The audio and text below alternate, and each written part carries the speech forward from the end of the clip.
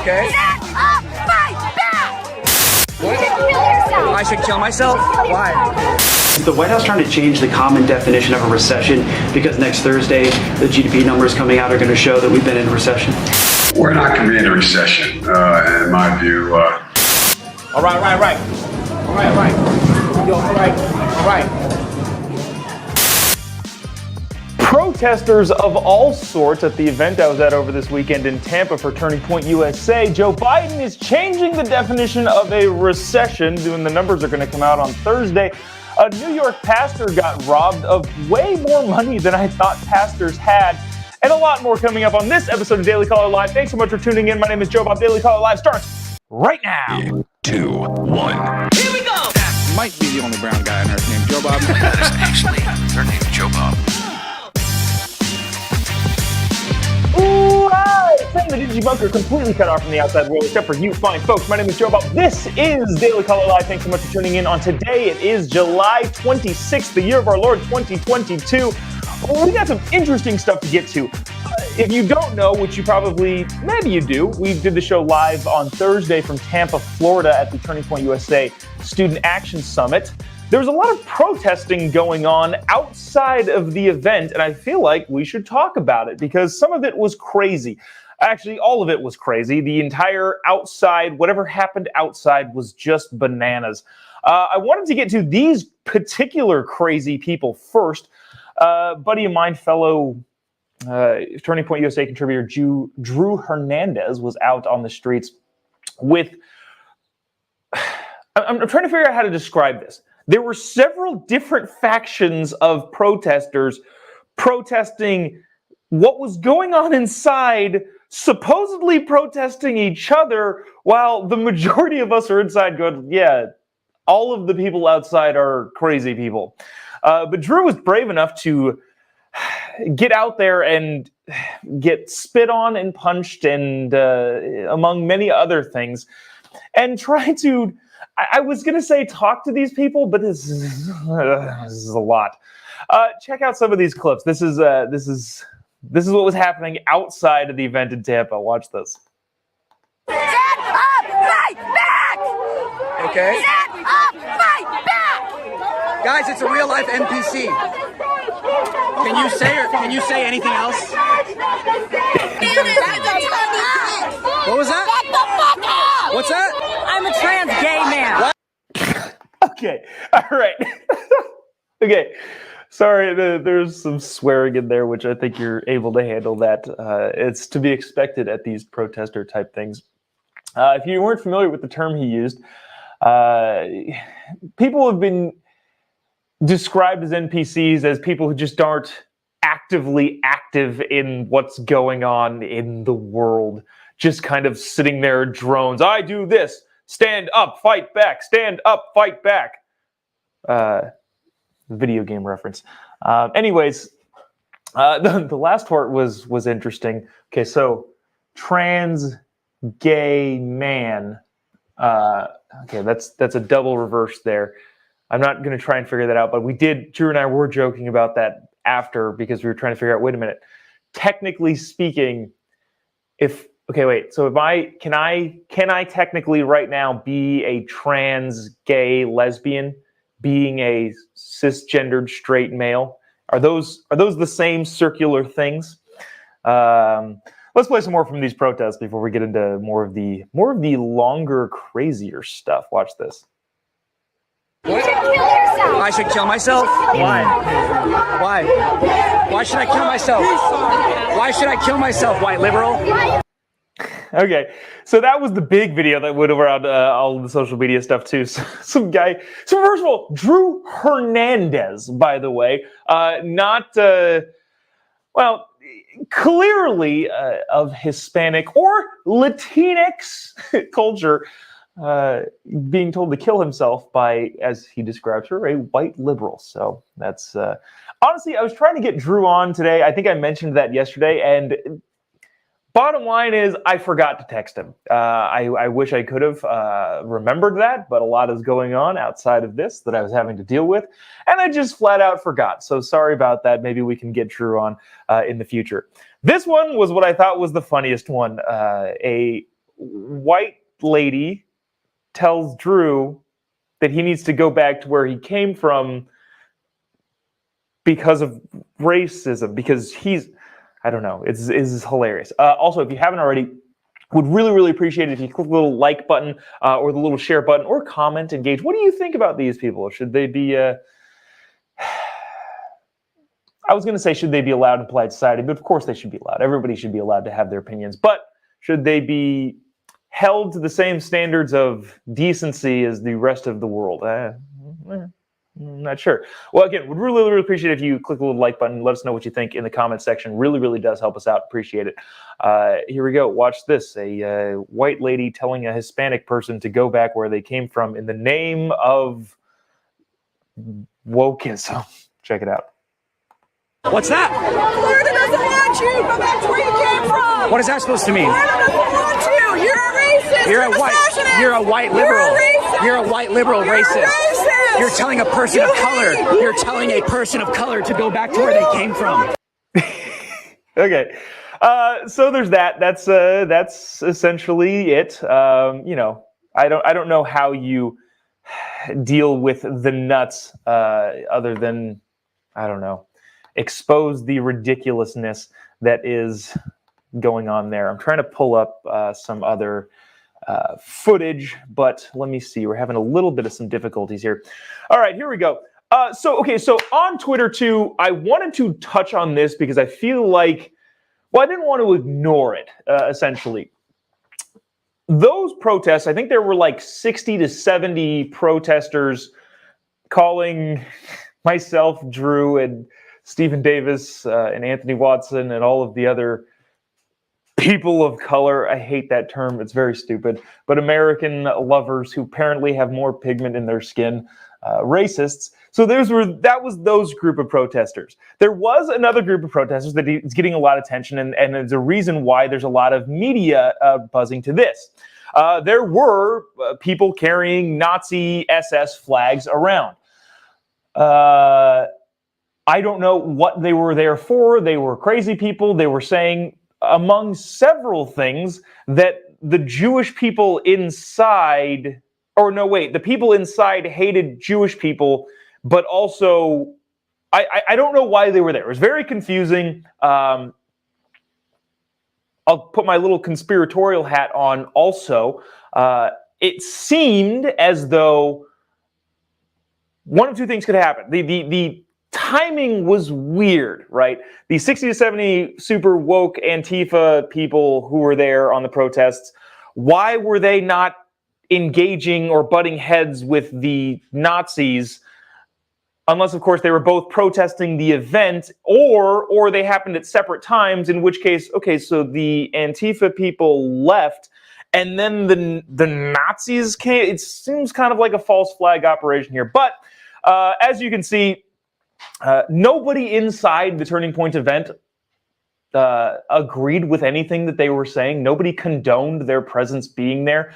But for some reason, the lefty media, including the people on The View, were saying that, this is the base of the GOP.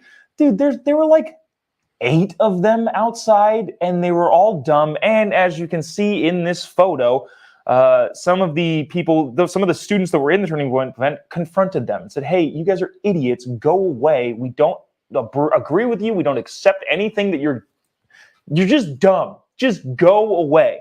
But that didn't stop Whoopi Goldberg on The View from saying that they were let in and welcomed at the Turning Point event. Now, again, my opinion on all of this is all of the protesters that were protesting the Turning Point event were crazy people. I didn't come across any video or any footage of a normal person saying, hey, I disagree, which is fine. I'm cool with that. Everybody out there, whether they were whatever faction of protest they were, or if they were coordinating somehow to institute a false flag operation, I'm not sure. I'm not saying that's what happened. I'm just saying it was weird. Everybody out there was crazy. And I think everybody inside, the normal people that were inside, disavowed all of the protests going on outside. Should go without saying. Again, that did not stop Whoopi Goldberg from either just flat out lying or being ignorant.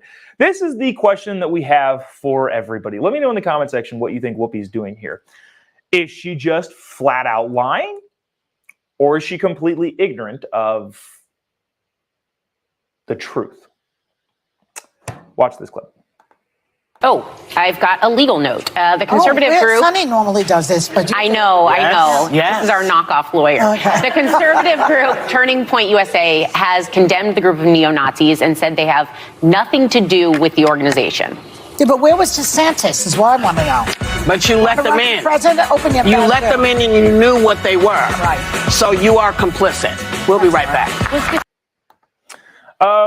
Cool. So that's just not true at all. The 5 to 8 people carrying Nazi and SS flags, and I don't know, maybe it was a couple more. I have no idea. I wasn't out there. I just have seen video clips of it.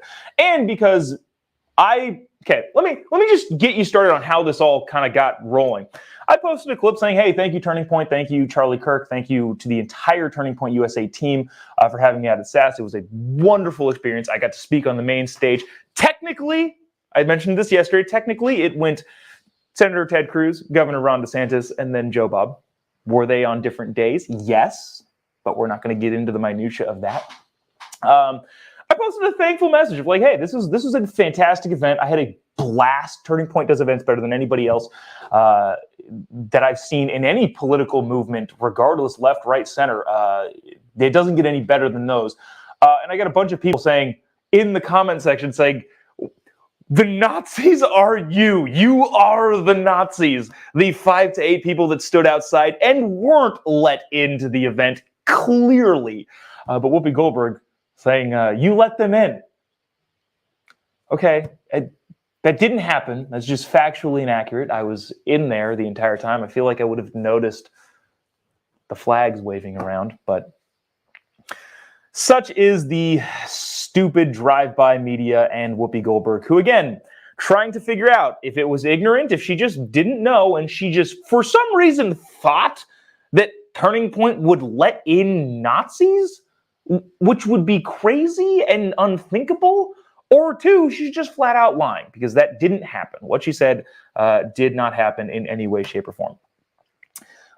Which brings me to this. This is my favorite tweet so far. And this will make sense in a second. Let me make it bigger for people on the screen. Some guy named Mr. Newberg, Jeremy Newberg, tweeted and said, I'm less concerned with the Nazis standing outside the Turning Point event than I am the Nazis standing inside the event giving speeches. Kind of like this guy. That's me giving a speech. Apparently, I am also a Nazi/white supremacist.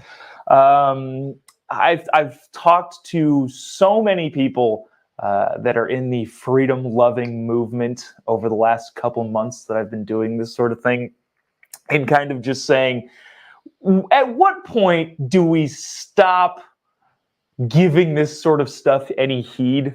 And I don't know. I continually like making fun of this. I think I got... I ran into one group of protesters walking into the event that said, you're a vocal, or what is it called? Voice box. You're a voice box for white supremacy. I'm like, you know what? Sure. Me and the black guy are signs of white supremacy. There was a professor that talked about, and this is, hold on, wait. We're going to defend Joe Biden really quick. This is a shocker.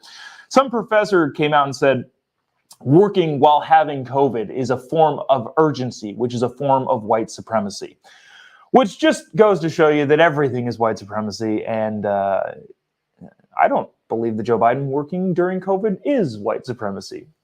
That's just my thought. Maybe you disagree. The point I made, I think, on Newsmax yesterday was, yeah, apparently everything is white supremacy. And my friend Stephen Davis, the MAGA Hulk, hey, being black is a form of white supremacy. Anyways, thought that was fun. Interesting kind of take going on throughout Turning Point and all of that crazy awesome event. And just wanted to get out there and make sure people knew what was actually happening in case there was any doubt. I want to get to this. This is actually pretty interesting and kind of important.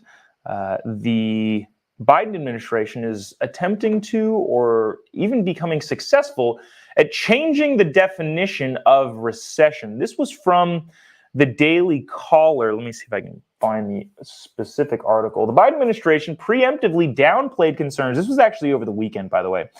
Downplayed concerns about the state of the economy ahead of the second quarter GDP growth data in a press release set for Thursday. And according to some, sought to redefine what constitutes as a quote-unquote recession. Watch this clip from Joe Biden. Peter Doocy asked him a question. Joe Biden says, "I'm not concerned." Then we'll get to KJP, the White House press briefing room, when a reporter asks, "Hey, are you trying to change the definition of recession?" Some of these clips are a little bit long, but totally worth it. Also, by the way, if you haven't already, click the little like button, the little share button, or give us a comment. What do you think is going on in either these protests with Joe Biden? Try to bring some of these comments on. Sometimes you guys are very mean and use a lot of profanity, which I can't bring it on, but such is the nature of comments on the internet. But yeah, would really appreciate just engaging with the post in some way, shape, or form. Really, really does help us out. That being said, here is Joe Biden. And Mr. President, we're getting GDP numbers on Thursday. How worried should Americans be that we could be in a recession? We're not going to be in a recession, in my view. The employment rate is still one of the lowest we've had in history. It's in the 3.6 area. We still find ourselves with people investing. My hope is we go from this rapid growth to steady growth. And so we'll see some coming down. But I don't think we're going to, God willing, I don't think we're going to see a recession. So that is Joe Biden, again, talking about not seeing a recession. Now, just so you know, the way recession is generally defined is 2 consecutive quarters of GDP shrinkage. Whether or not you want to call that a recession, that's fine. It is. That's the definition of it. If I called this coffee mug a Ford Mustang, I am fully within my rights to do that. I'm wrong, but as I put this Ford Mustang down, that's just what it is. This is just a coffee mug. What is happening, probably ahead of the Thursday announcement, is a recession, whether or not you want to define it as such. GDP shrinkage 2 quarters in a row. That's what it is. Watch the White House press secretary try to explain that away in this clip. Check it out. Next week's a very big week for the economy. So I read the CEA blog. Is the White House trying to change the common definition of a recession because next Thursday the GDP numbers coming out are going to show that we've been in a recession? So let me say this, the strength of our labor market along with the other economic factors is what we generally see in a recession, or even is not what we generally see in a recession or even a pre-recession, because we're seeing the strength of the economy and the labor market. So that's really important to note there, because those are key elements as we talk about that, as folks keep asking us about that. So Americans across the country are back to work at a historic level. 21 states, the most in history, have unemployment rates at or below 3%. That is an important number to note. 14 states are now at their lowest unemployment rates since this series began in 1976. And last month, the unemployment rate was a new low in 8 states. So again, the strength of our labor market, along with the economic indicators, is not what we generally see as we talk about recession or even pre-recession. But the growth of the job for the 3-month trend, the growth of job growth in the U.S. is shrinking, is decreasing, and 7.5 million people, a growing number, are multi-jobs, meaning they have to work more than one job to afford a living. So is jobs really a good indicator then? Oh, look, here's what I would say. We've always talked about the strength of our economy. We've always talked about how historic it's been, and we've always talked about the transitioning, right? The transitioning to more stable and steady growth. And so to your point about the job growth there, this is what we have been kind of stating for the past several months. Look, the economy created 1.1 million jobs in the second quarter. And around 375 jobs per month. Those are historic numbers. Those are, if you think about the 1.1 million jobs, we are back to where we were at pre-pandemic levels. So that is what we see as strength of the economy. Again, we're going to transition into a more stable and steady growth, and so we're going to continue the work that the president has set out to do to make sure that we continue to deliver for the American people when it comes to the economy. All right, folks. All right, I'm not going to lie. I let that roll on probably way longer than I should have and needed to kind of get that. But the reporter asking the first question there was, hey, are you guys trying to change the definition of recession? Because like we just said right before that clip, the definition of recession is 2 quarters in a row with shrinking GDP, which is what everybody's expecting when the new GDP numbers come out. So that being said, I don't know. Whether or not the Biden administration says we're in a recession, if we are in fact a recession, seems to be meaningless because the definition is pretty standard, pretty set. They don't get to just change it and call it whatever it is that they want. Economic commentators frequently use 2 consecutive quarters of GDP growth as the rule of thumb that an economy is in a recession, according to Axios. There we go. That's from the Daily Caller's. That's from the Daily Caller quoting Axios. The economy shrank by 1.4% in the first quarter. President Biden's economic team argued in a blog post that even if second quarter GDP growth is also negative, it's still unlikely that it would indicate that the economy is in a recession, despite the fact that it is. So there is that. Let me see. Oh, I want to do this. There are so many things going on in this particular story. Have you seen this? A pastor in a Brooklyn church got robbed mid-Facebook live stream. Now, on its face, when you talk about that, it's horrible. You don't want people committing crimes really anywhere, let alone while it's live on a stream, let alone in a church. Not something you want to see. But one of the interesting components of this, which I feel like makes it like a curveball of a kind of a story, is the thieves got away with $1 million in jewelry on the pastor and his wife. They were wearing more than $1 million, I think, according to him. So I guess we can't really verify that specifically. $1 million of jewelry, which is a whole other thing. Now, look, I am against people getting robbed in any way, shape, or form.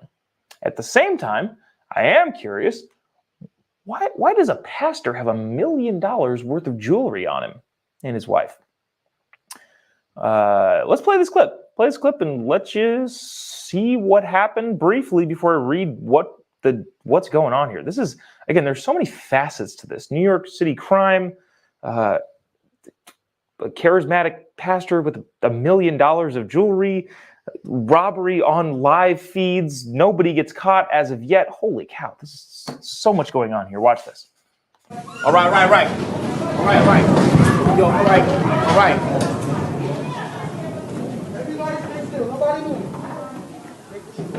If you're just listening, there's not a ton going on here other than thieves. You can see the gun people. Let's see, the gunman walking through. Thankfully, nobody was injured. Bo's got an interesting comment here. Hold on. Another facet, another spoke on the wheel of this story. Bo said staged robbery. I don't know. I'm generally not a conspiracy theorist, especially when it comes to these sorts of big publicity stunt things. But this pastor has been on every single news outlet that will have him over the last couple of days, has released hours of him talking on Instagram. And I'm sure that given it was on Facebook, his insurance company would cover it. And knowing that NYC police have their hands tied by the DA, and soft on crime policies means they probably won't catch these people at all. I don't know. It's an interesting theory, Bo. I appreciate you throwing that in there. I don't know. Gail also says it was staged. People are too calm. Maybe. I don't know. I don't know about the judging that. I'm just saying, if it were, I can see that making sense from a financial standpoint and from a PR standpoint. You cannot buy the amount of PR that this pastor is getting. Deborah says, how many pastors or their wives has that much jewelry? Yeah, I don't know. I've been a churchgoer my entire life, and I've yet to see well, I won't go there. That's a little odd. That's a lot of coin for a pastor. We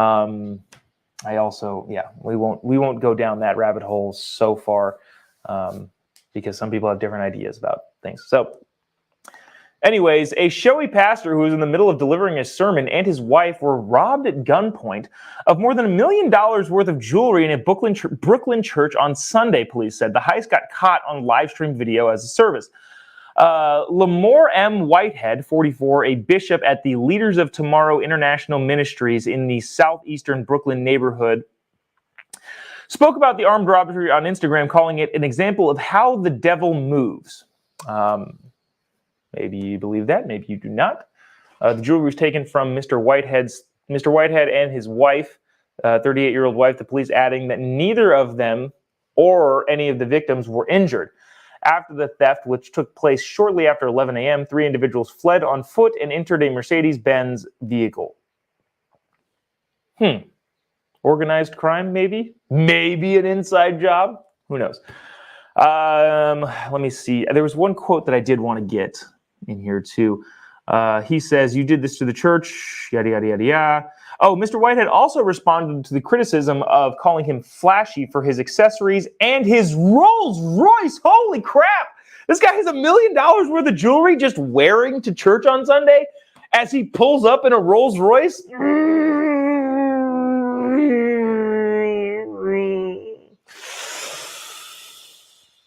I don't know about that. I don't know about that a lot. But, to each his own, I guess. Here's what he said. It's about me preaching, sorry.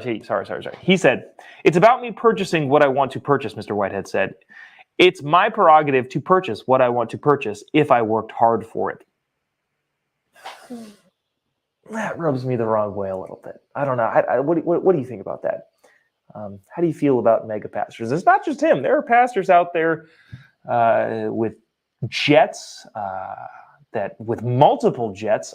Their names are escaping me right now. But there are big name pastors out there that have a lot of money and spend a lot of money. That money being made by donations from the church, I have some problems with. I have less problems if they're writing and selling books or doing that sort of thing, but it gets a sticky, complicated theological conversation in which we're not going to have time for right now. But yeah, that's it. Let me see if there's any comments in here that are worth bringing on. Wow, lots of hate for Joe Biden still in the comments section. Sally says, it kind of agrees with me. He says, this just looks staged. Again, not saying that it was, saying that it would make sense, maybe if it were.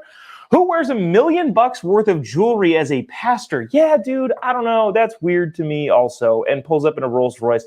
And also, just to have a blanket piece of clarity here, it's also weird when pastors own private jets. Again, that's just what I think. Yeah, people donating money for you to buy a jet is weird to me. If you don't think that's weird, I guess that's up to you, but it's weird to me. Anything else here that we can get to? You know what? That'll do it for us today. Kind of a long and sticky day. I know we were a little bit late to getting on here this morning because I wanted to bring all of the facets of this stupid protest stuff that were outside of an otherwise awesome event. Thank you, Turning Point. Thank you, Charlie. Thank you, all the people that work at TPUSA for a fantastic weekend. You know what? Maybe if I remember to text Drew and see if he wants to come on and talk about his experience outside, being yelled at and spit on by all the crazy people that were marching and protesting outside. Maybe he'll want to do that. But other than that, maybe we'll just leave it there. And if anything comes up, we'll bring it to you. Joe Biden still's got the COVID. Any updates on that? We'll bring it to you tomorrow. Also want to kind of, I think we want to do a Ukraine update because I feel like what's going on there is gnarly. There's a lot of, dang man, Putin sucks, dude. He sucks a lot. There was one thing, what was that? Lindsey Graham and Bernie Sanders did like a town hall together, and I think the main thing that they agreed on is Putin sucks. And so if they can agree on that, I think we can all agree on that. Let me see. I think this is funny. Oh, never mind. There's an inside joke in the comment section that I get that none of you would get, and it would take too long for me to explain it, so I'll text this guy after. That's going to do it for us today. Appreciate you sticking around, tuning in, wherever it is that you're watching, YouTube, Facebook, Twitter, Instagram, any of the places we stream to. If you haven't already, click the little like button, the little share button. Also, give me a follow on any of your social media platforms. Just Jobob pretty much finds you anywhere. Find me anywhere. Just the brown guy with the hillbilly backwoods Alabama name. Appreciate the support and the follow and all that sort of stuff. And I'm going to stop rambling. We will see you tomorrow, same time, same place. Actually, probably earlier because I was very late today because of other reasons. Anyways, see you tomorrow, same time, same place. God bless America.